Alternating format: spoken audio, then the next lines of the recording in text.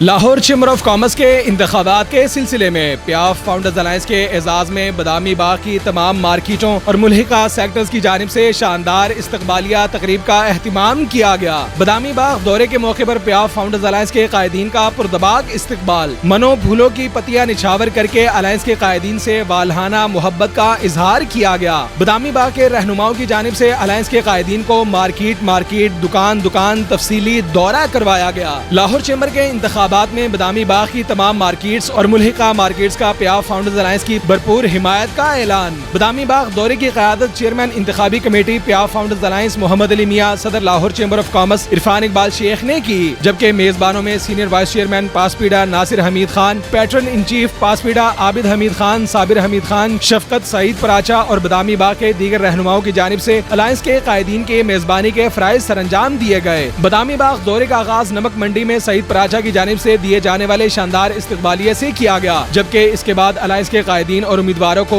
एक एक मार्केट दुकान दुकान तफसीली दौरा करवाया गया। इस मौके पर बदामी बाग के ताजिर रहनुमाओं की जानिब से अलायंस के कायदीन पर मनो फूलों की पत्तियां निछावर करते हुए जगह जगह शानदार इस्तकबाल किया जाता रहा, जबकि डोल की थाप और प्याफ फाउंडर्स अलायंस के हक में फलक शिगाफ नारे भी लगाए जाते रहे।